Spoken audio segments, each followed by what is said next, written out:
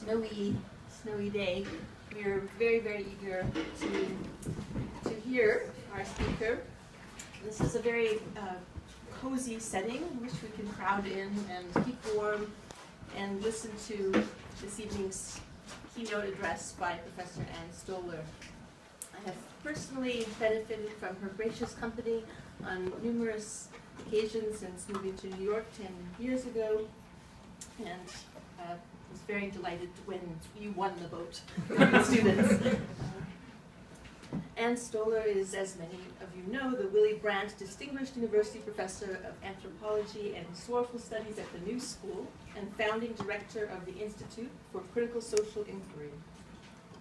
She has been the recipient of numerous awards, including Fulbright, NEH, Guggenheim. Professor Stoler has made enduring contributions to how we conceptualize colonialism, to debates in critical race theory, gender studies, political economy, politics and affect. She is the author of numerous field-changing and wonderfully engaging books that have given us all much to think with. In an interview in Public Culture that came out a couple of years ago, a retrospective of sorts on Professor Stoler's work, Val Daniels drew attention to her book titles, which contain hints about some of the conceptual struggles and creativity that have defined her work.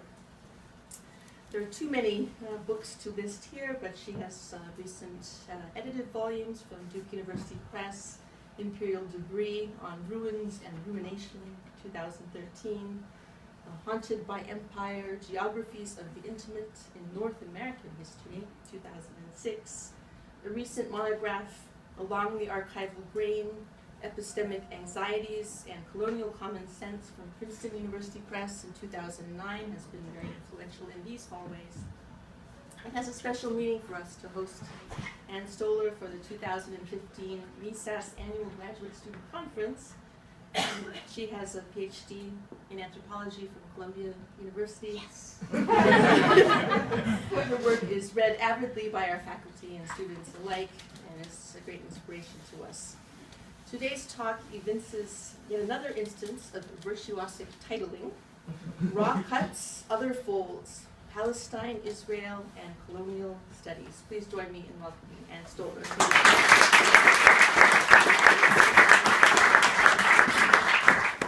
This is a total treat.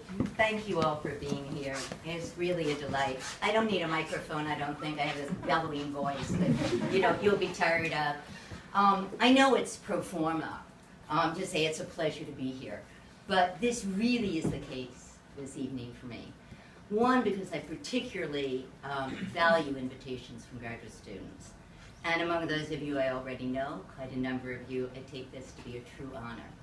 But as much so, it's really special to me because it comes from the Department of Middle Eastern, South Asian, and African Studies. I say this because in many ways the book I'm about to send off to the press, which right now is entitled Duress, Concept Work for Our Times, from which some of this lecture is drawn, is already in conversation with the field of colonial studies whose currency derives in part from those who work in these areas.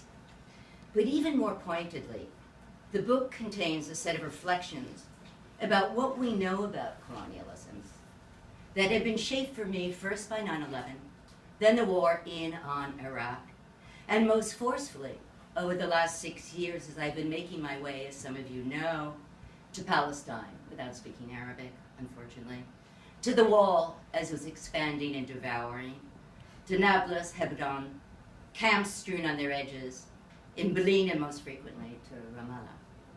Some of the essays preceded those visits, but the intervention I set out to offer crystallizes how I've come to think about how colonial studies, a field of inquiry from its inception, has for so long sliced out the history of Israeli colonialism and Palestine, and how that raw cut might be seen as symptomatic of a broader set of conceptual and political problems in the field as a whole.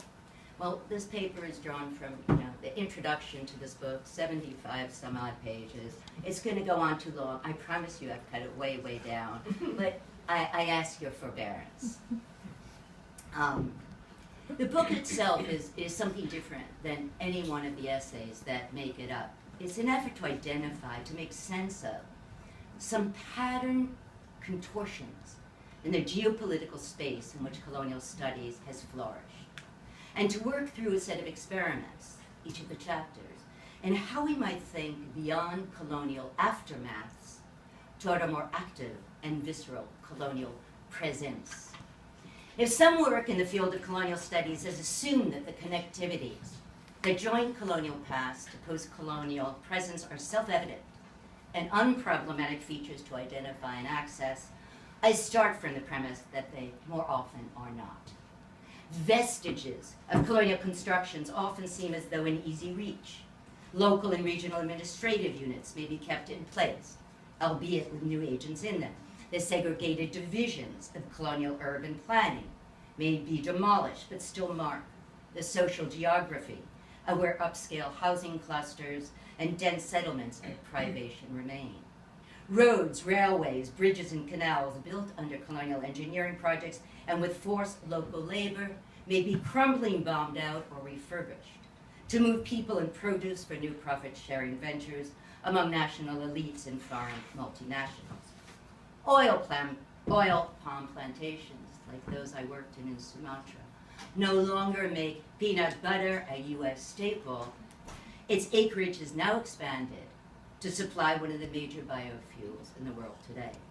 And plush shopping malls built over raised squatter settlements with police dogs guarding their gates are the Janus phase of the post-colony, as Ashir Membe calls them, from Johannesburg to Jakarta.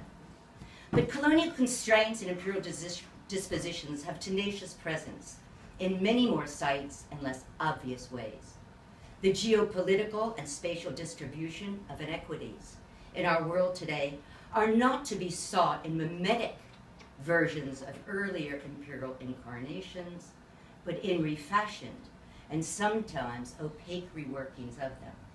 So one of my founding premises is that the concepts we call on to identify and make sense of the durabilities of colonial duress may be inadequate to the task. Conceptual conventions do more than get in the way. They can hamper our capacities to revision those histories.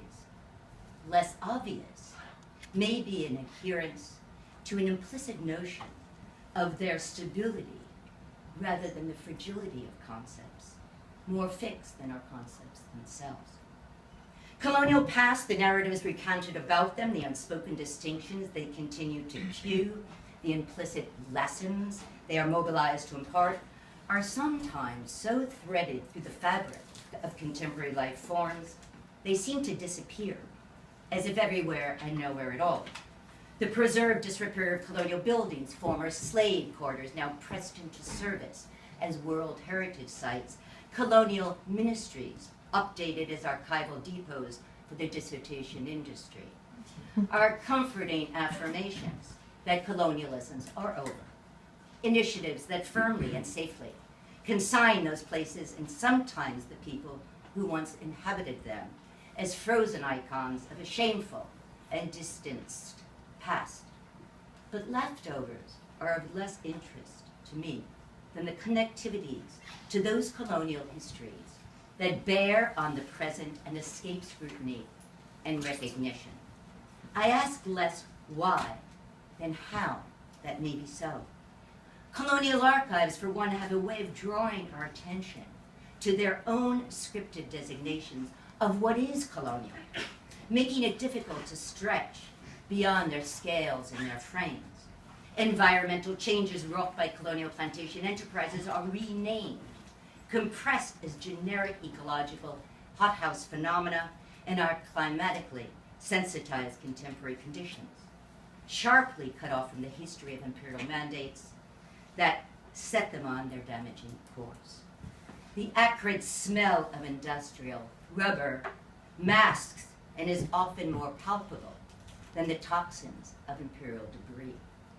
The lack of recognition and the relational histories they refuse, however, may have as much to do with what these connectivities between past and present are expected to look like those attributes assigned to what colonial governing strategies are thought to have encompassed, or what colonial racisms are thought to have depended upon, how tangible or intangible those effects are expected to be. My interests here then are threefold. In the distribution of inequities that concepts condone, inscribe, and inhabit, in the challenges of writing new colonial histories that press on the present, and not least in unlearning what we imagine we know about colonial governance, and why those understandings and misrecognitions should continue to concern us now. Duress figures in the book to capture three principal features of colonial histories of the present: the hardened, tenacious quality of colonial effects, their extended, protracted temporalities, and at least their durable, if sometimes intangible, constraints and confinements. Duress, durability, and duration in this work all share a politically inflected and afflicted historical etymology. But endurance, the capacity to hold out and last, figures as well, activated in its verb form to endure as a countermand to duress, as refusal to succumb to its disabling qualities. How we might identify imperial duress depends in part on the concepts we call upon, those we see as relevant, already a major issue, those that call upon us, and I think it was Gadamer who said, that command our attention. Concepts are seductive agents that solicit appropriation, the authority they are imagined to confer. And we all know that, having all been graduate students serving in the process of it. But they are also gatekeepers as well. They invite unremarked omissions when their capacity is to subsume or strain, a setting aside of what seems awkwardly to fit the repertoire of prior cases that confirm our frames. The sort of concept work I'm advocating for is neither about usage nor borrowing. It's rather an exercise in attentiveness, in a provisional active mode, a discernment of the work we do with concepts and the work they may explicitly or inadvertently exert upon us. If duress is central to this venture, occlusion is as well. In broaching what I call the occluded histories of empire, I invoke acts of obstruction, of categories, concepts, and ways of knowing that disable linkages to imperial practice and that go by other names. To occlude is an act that hides and conceals, creates blockages and flows off. Occlusions, however, should be treated as subjects of inquiry in their own right, not as obstacles on a predetermined track. For colonial histories, and I want to underscore this, are rarely benignly neglected, and they are not forgotten. Occluded histories are part of what imperial geopolities actively produce. They inhere in their conceptual, epistemic, and political architecture. One sense of occlusion captures what I have in mind. Thank you, OED. I quote, a line drawn in the construction of a figure that is missing, or what I would more accurately term disappeared from the finished product. Occluded histories take varied forms. Sometimes they appear as mere mislabelings. Thus the children's agricultural colonies for wayward youths in mid-19th century France, les colonies agricoles, that Foucault famously described in Discipline and Punish as the signature sites of, I quote, the art of punishing that is still more or less our own, have long been relegated, as he did, to the history of social reform in Europe, severed from the broader imperial history of colonial recruitment and settlement, cut off from the political matrix that joined colony and camp, of which they were a crucial part.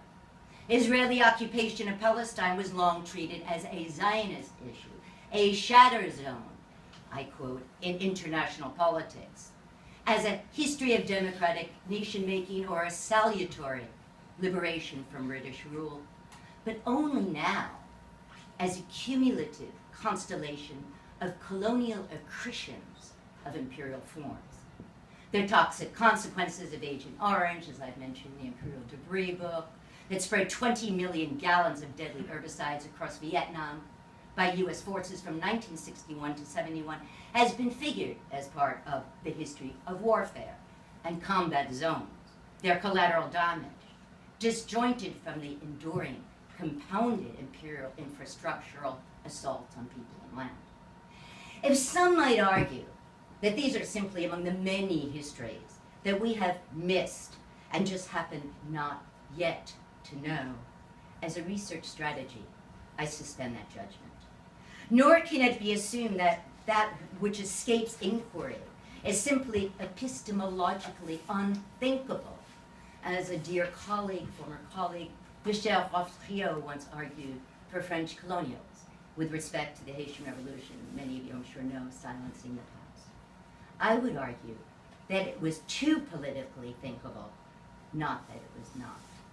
At issue is not redeeming the past with all respects to Walter Benjamin and redemption, but how differential futures are meted out. After some 30 years studying colonial practice, I'm increasingly struck by what I see as a sort of impressionistic slippage, an unremarked analytic gray zone, a resounding operatic space between what we know of colonial practices and how they're imagined to manifest now. Certain pressing questions repeatedly arise. How might we trace new genealogies of imperial governance that are not constricted and policed by the colonial archives themselves, nor by prior dominant readings of them?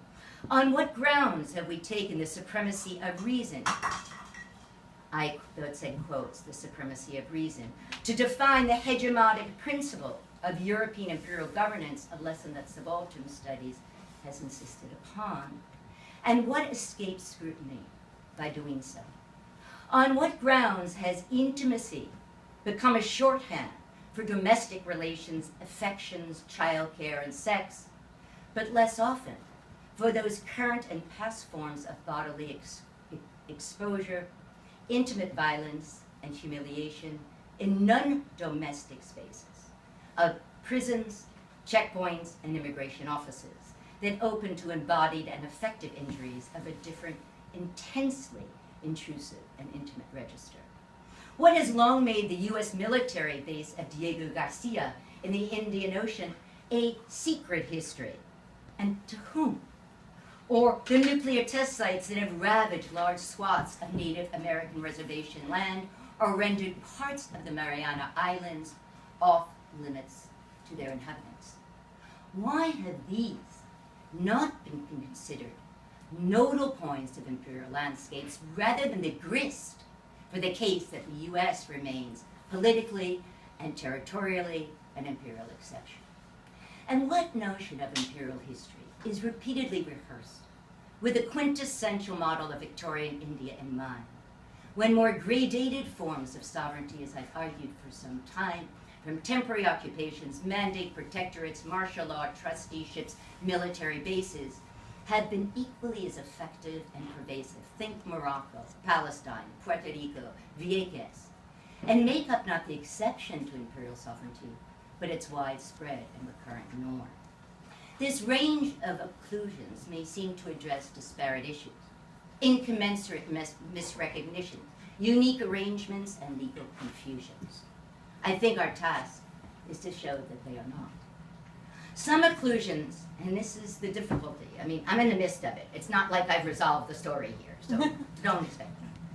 Some occlusions derive from the categories and concepts of colonial narratives. Some from how we've inadvertently called on their logics, simultaneously treating them both as worthy of scrutiny and suspect as we move against and along their grain. At issue is not to fill in the gaps, but rather to argue that reimagining imperial fields of force entails refiguring what constitutes the relevant archival field and what strategies enable redrawing imperial maps. If cognitive psychologists tell us that concepts are organizing principles that provide stability, they love that word, the stability to our world, what they fail to address are the relations of force in which concepts are embedded. Work goes into securing that stability and into its repeated and assertive performance. Nietzsche's warning that, quote, every concept arises from the equation of unequal things, unquote, offers a challenge to rethink what concepts implicitly condone and quietly foreclose. It entails keeping the concepts with which we work provisional, active, and subject to change. And Foucault's warning, too, that concepts are no more than ready-made syntheses should remind us that they are not tranquil, stable configurations in a resting mode. They accumulate force from the constellation of other concepts that congeal, collide, and rearrange around them. Nor are the concepts and the processes of arbitered occlusion and the misrecognitions to which they give rise external, once again, to the durabilities of imperial formations.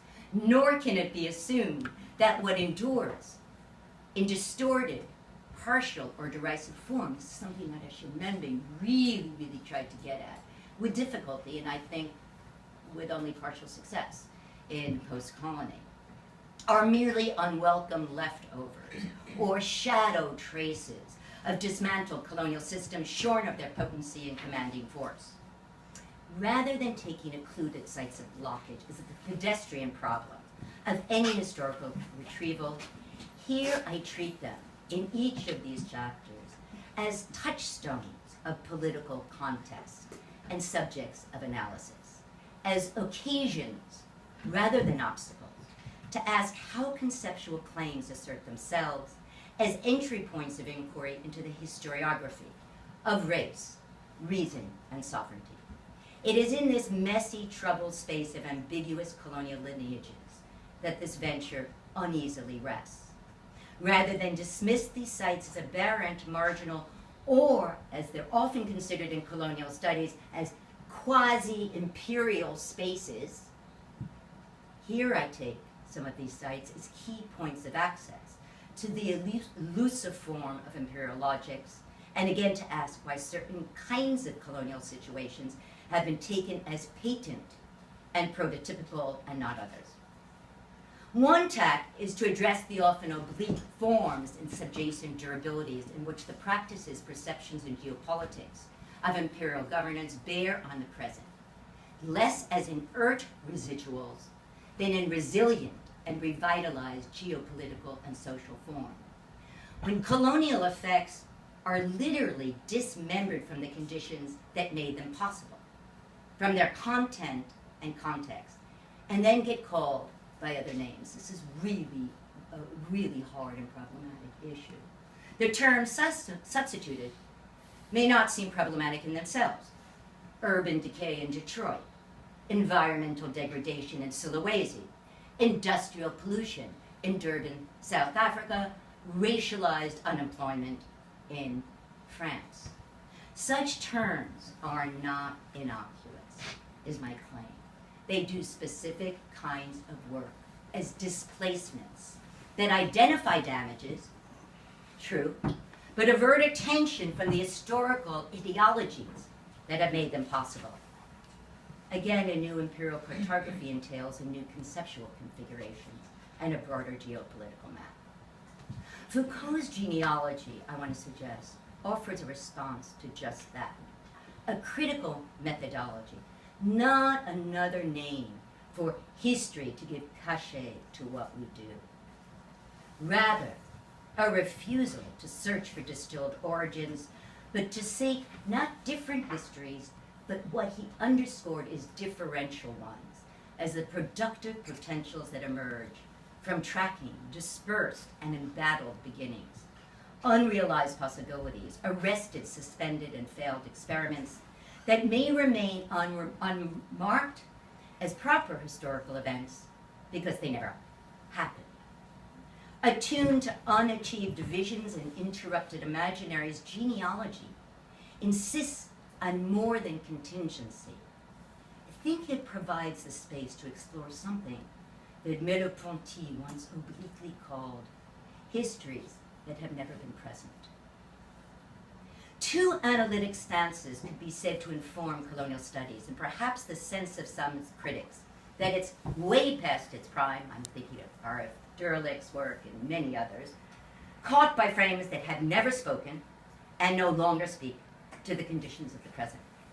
One treats, in one of these tacks, treats colonial history with clear temporal and spatial demarcations. Its violence is detailed, its agents and subjects clearly discerned. Such a convention often assumes that we know the colonial past and can now move more easily to the more complex contemporary machinations of racial inequities as colonial vestiges or legacies in a more subtle post-colonial present. In such a frame, colonial agents were distinctly different from you and me, committed to an imperial world that they full-heartedly, but we decidedly would not embrace. That moral high ground turns the pursuit of colonial histories into a self-congratulatory tale, safely other and distant, a purifying, redemptive exercise that distinguishes us from them. The other stance refuses that clear break, insisting on a more seamless continuation of colonial practices that pervade the present. But here the lines get kind of fuzzy and blurred between several possibilities. One is an analogic kind of comparison to prior colonial practices. Two, condemnation of contemporary any discriminatory practices with colonial hurled as an epithet against them. Or three, assertion of actual lived instantiations of colonial practices themselves. But I think this insistence on rupture versus continuity gets us in trouble and may analytically and politically get in our way. Neither address how this articulation of past and present may recede and resurface, or, as Edward Said put it in another context, retain a sense of how, I quote, unbearably historical a colonial presence may be, absorbed into the disparate social ecologies and affective registers in which some are forced to live. What I see is multiple temporalities unevenly lived in the flesh. Interpretations of Foucault's historical formulation may be part of the problem. I'm not saying it's the whole problem, but may be part of the problem. Discontinuity and rupture, as many of us know, have long been taken as the key features of his innovation, a rejection of the smooth continuities of the sorts of Braudelian history he railed against. But there's a more subtle and compelling feature of his historical sensibility that could be given the due that I think it should rightly claim. What I see is his struggle to articulate what I would call the recursive mode in which histories work, marked by the uneven, unsettled, contingent qualitative histories that fold back upon themselves, and in that refolding, most importantly, reveal new surfaces and new planes. In such a treatment, the task is greater, but so is the traction. Histories are marked less by rupture or continuity, and not by repetition and recurrence of the same, a point that Foucault insisted upon, but rather by unruly processes of partial, modified, and amplified reinscriptions and recuperations. I don't have the time here, that's the much longer chapter, to trace the explicit and oblique ways in which Foucault articulates and circles around this point. But the terms are evident that he uses. Displacements and conversions are key historical dynamics. Still, he alerts us what not to expect, and over again says, not a return, not a clean break, leaving us to discern what accounts for selective recuperations and not others. I mean, that's the thing that's just wide open. Reactivations and traces are rarely isomorphic with what came before. As Deleuze put it, they cross thresholds, occur at different levels, may cut across a diagonal axis, and then in refiguring reveal undisclosed planes. This is not, and I want to insist to graduate students in particular, not a methodological master plan, right? Nevertheless, this quality of recursion is at once an analytic thread and a methodological incitement, with folds bearing more than metaphoric weight. To my mind, such a recursive mode offers the closest rendition I know of how we might proceed, with difficulty, to think about how colonial past reconvene in post-colonial presence. The next section is entitled Critical Incisions, Palestine and Post-Colonial Studies. There's good reason to think with occlusions and recursions, and a prominent precedent for doing so. One could argue that colonial studies as a field, in fact, emerged precisely around such issues, excising from the start the very forms of colonial governance and imperial presence that motivated one of its founding moments in Edward Said's work with respect to Palestine. In attending to Palestine's colonial situation, one obvious choice would be to offer a comparative perspective that takes its cue from the insights of colonial and post-colonial studies, the cumulative, methodological, conceptual cautions that a particular we have considered to heed about the forms that colonial governance takes. But even a brief perusal of the subjects and sites to which post-colonial studies has attended seems to hinder such a pursuit. For colonial studies has produced an archive, I would argue, which is ironically not unlike colonial archives themselves: selective, evasive, policed, and problematic. One of the first problems to confront if we think to mine colonial studies for its insights on the Palestinian-Israeli situation is the striking fact that for so long, for at least the first 15, 20 years after Orientalism, Israel and Palestine's colonial history of the present has remained systematically out of sight, indeed peripheral, from what has long remained the canon. One could even argue that the lessons are difficult to draw because the dominant definition of what constituted colonial and post-colonial conditions worthy of scrutiny circumvented and indeed was defined to exclude Israel-Palestine and, I underscore, the U.S. presence as its site of inquiry. One could go further. The case could be made that colonial studies actually defined its critical project as a venture that would not allow for conceptual and political inclusions of Israel-Palestine, despite the fact that it was precisely in these fractious spaces that Said's work developed. Well, this might be construed as an exaggerated claim. We know lots and lots of people outside of colonial studies who have done an enormous amount of work, and we could all list that easily.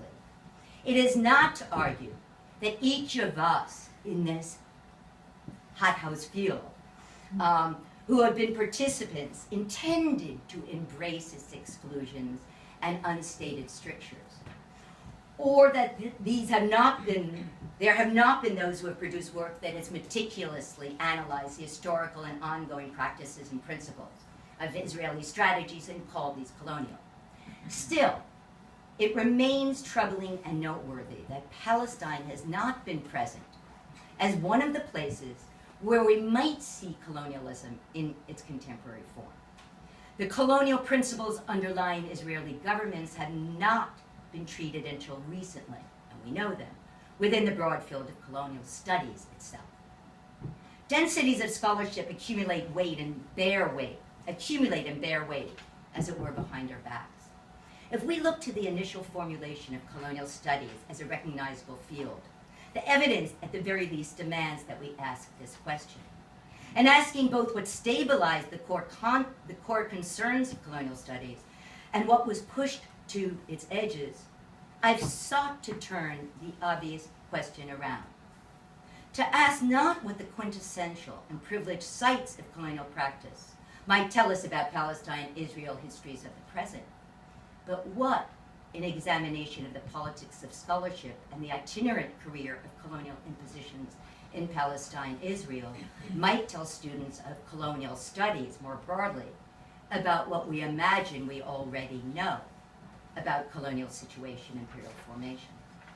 Resituating Palestine, Israel, then, not on the fringes of colonial studies, on the outer reef of the carceral archipelago, but at its fulcrum, places focus on the sustained, cumulative, modular pedagogy that colonial states and imperial formations have shared, and their knowledge production, strategic practices, and persons that have circulated among them. Not least, it underscores that uncertain domains of jurisdiction, sliding scales of rights, and ad hoc exemptions from the law on the basis of race, cultural, and religious difference, produced and protected in the name of security, are guiding and defining principles of colonial situations. Inside and out, visibility and invisibility, public and private, are bifurcations that colonial situations scramble, reinsert, and transgress. As importantly, colonial polities have long been contingent on partial visibility, sustaining, as Edouard de Glissant has worded it, sustaining the capacity to remain unaccountable ones. Excisions, colonial studies in its formation.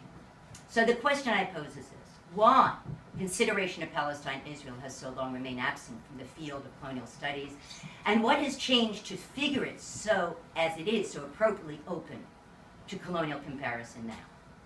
Why did it seem apparent? The first thing to observe is that whatever the answer may be, and I think this is really important in itself, whatever the answer may be, what is glaring is a circumspection around the very question. How easily it has been muted, even when it's imposed. So let's begin at one beginning among many, the commonly shared emergence of colonial studies as a field, the year 1978, of course. If we turn back to the moment when Orientalism hit the shelves and seemed almost single-handedly to spawn what was to become the cross-disciplinary field of colonial studies, a curious and disturbing elision was there from the start. A sharp partition, a wall, if you will, that separated the uptake of Said's work on the historical cultural coordinates of Orientalism as a configuration of power from his simultaneous work on the recursive and current history of colonization and U.S. empire that figured so centrally in his book, The Question of Palestine. Written during the same year, Orientalism was sent to press. But the elision was not only with respect to the question of Palestine.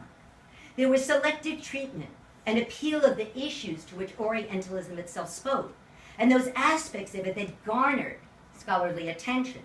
One could even argue that the profusion of scholarship that Orientalism generated across the disciplines carefully avoided some of its most central claims. It's that they didn't read the same book I read.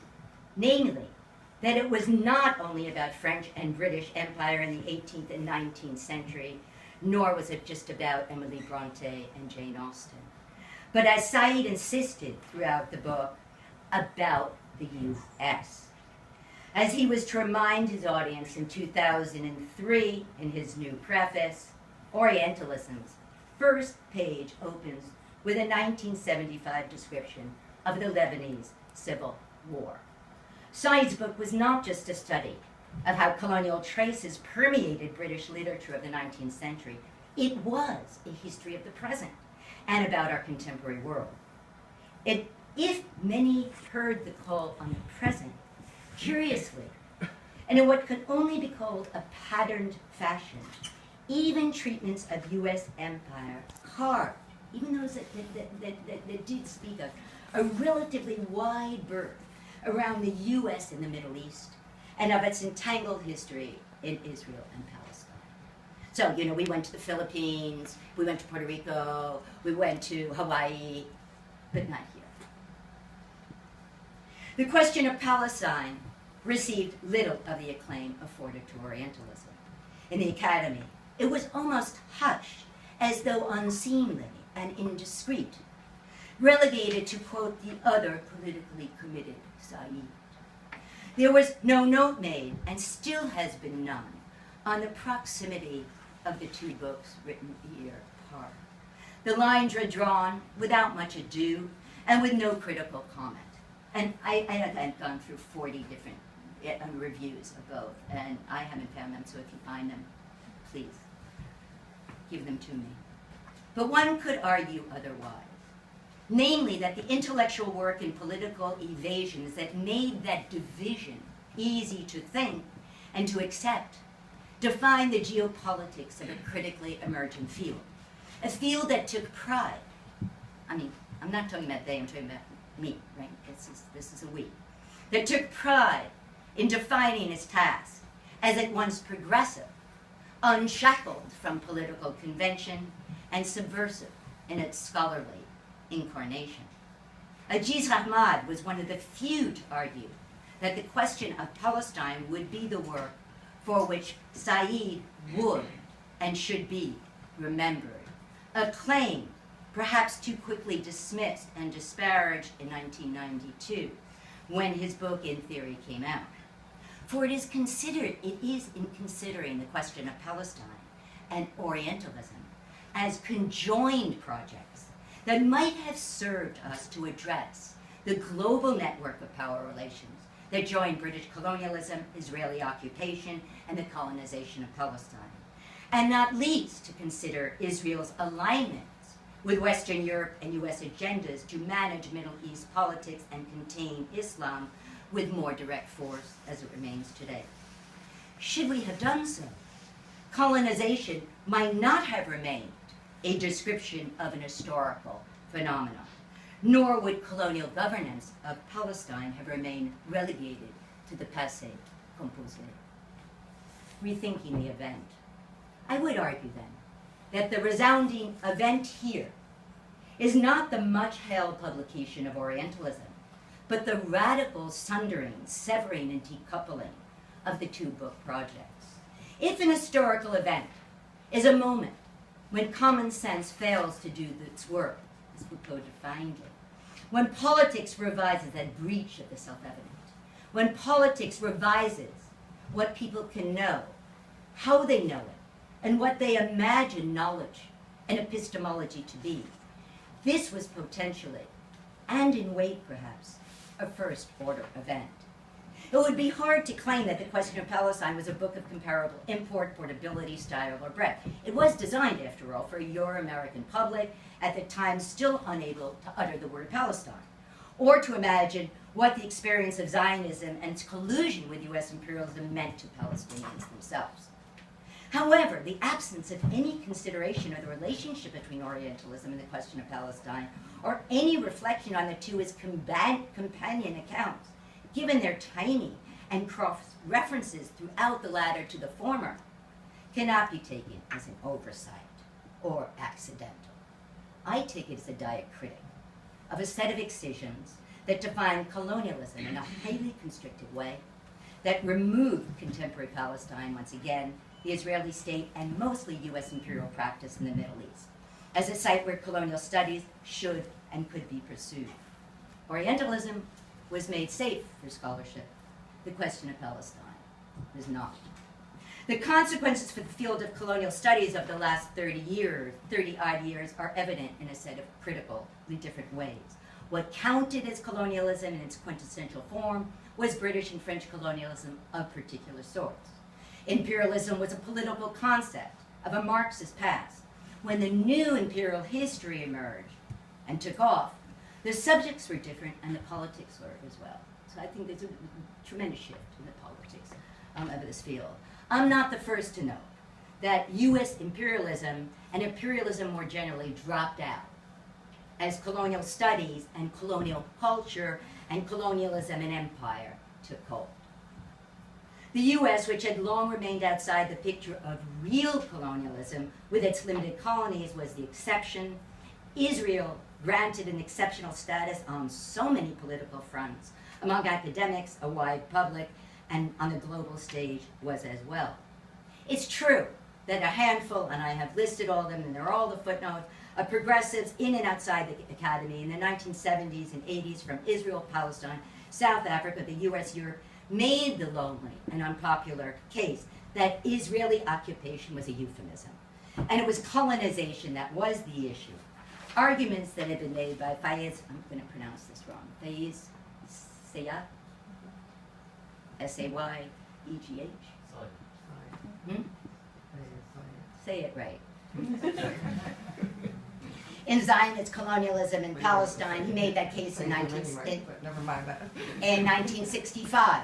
Maxine Rodison's Israel, a colonial settler state, 1973. Rashid Khalidi's exhortations again and again, Ella Shohat's and others. Placing emphasis on temporary rather than the long-term effects of dispossession, the very term obscured a history of the carefully planned introduction of what Said called migrant Israeli settlers recruited for colonization in its modern form. Jean Daniel, to whom Foucault dedicated his 1979 fantastic essay For an Ethics of Discomfort, was among those who in an essay published 10 years earlier was willing to speak of Israeli colonialism and to condemn the exception that it was conferred by, among others, and most notably, the outspoken anti-colonial Jean-Paul Sartre. But for the most part, colonialism was a thing of the past. It ended with the British Mandate and Ben-Gurion's raising of the Israeli flag.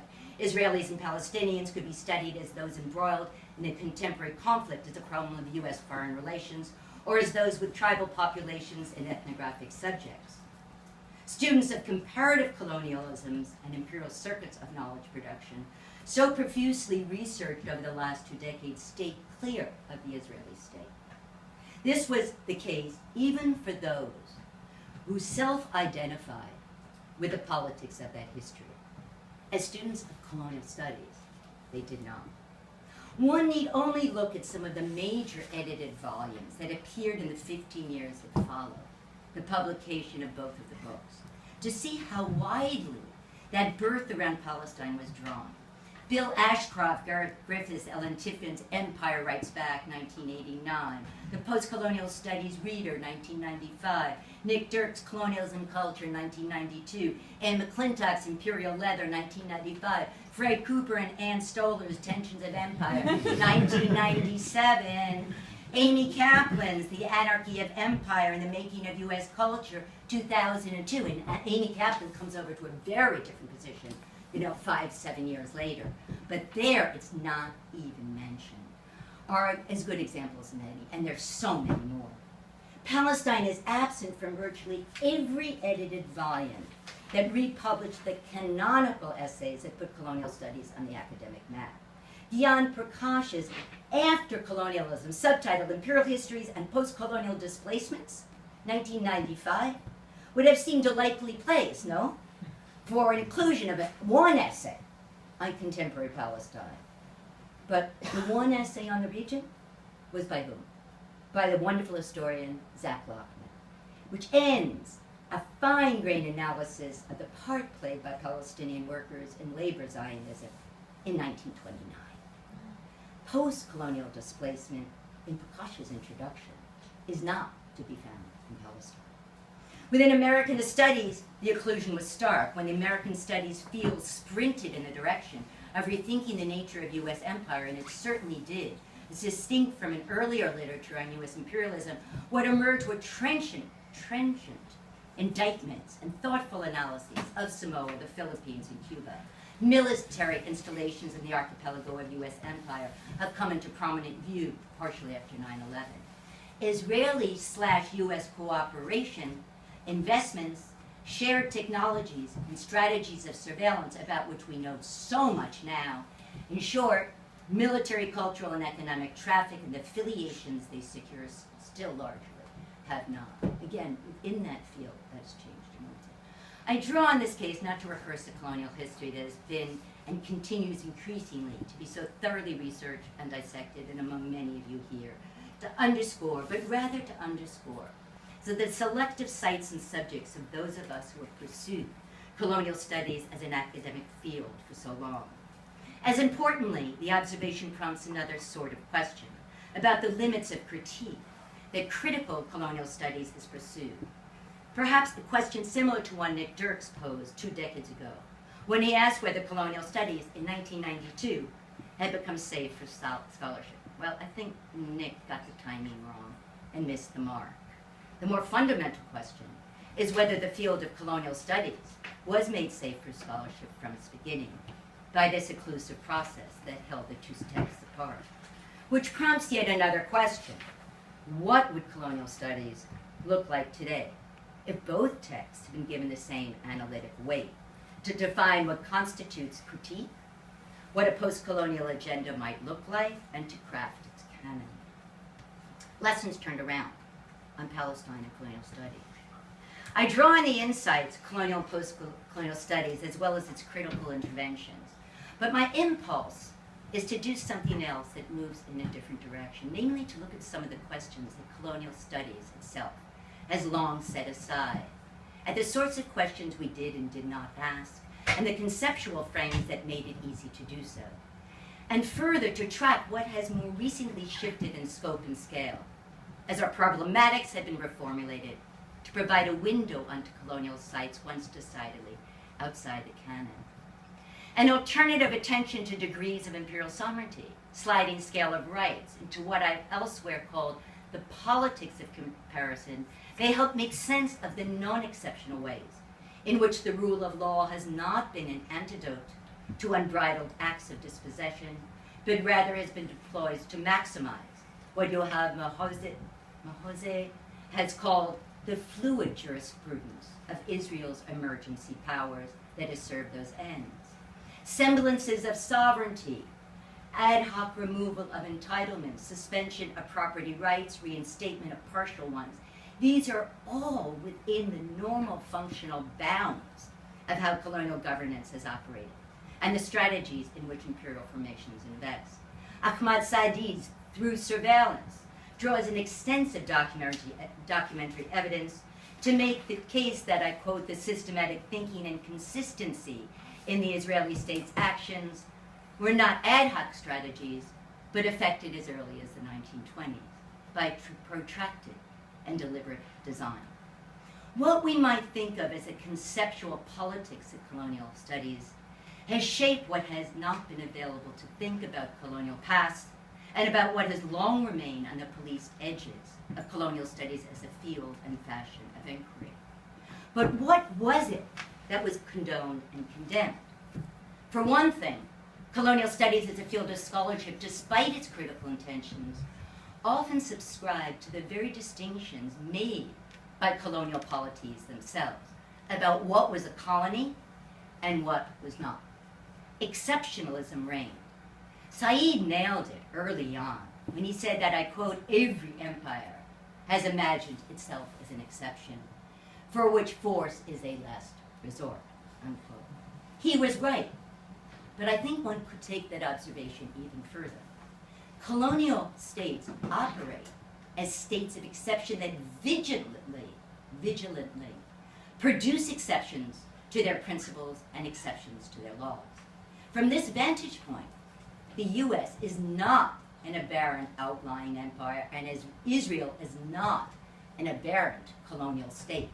They are quintessential ones. Both are consummate producers of accepted populations, accepted spaces, each wreak havoc with legalities of ownership, and each pose themselves as exceptions from international law. Exceptionalism was homegrown on Israeli terrain. But here the exceptionalism served another purpose, to sanction and legitimate the rationale for destroying Palestinian homesteads, confiscating property, and literally burying Palestinian towns. Exceptionalism condoned a history of its own making. One could, it's not that much longer. I know, I'm way over, terribly over. It's not that much longer. Not very fun. I'm going to take a breath.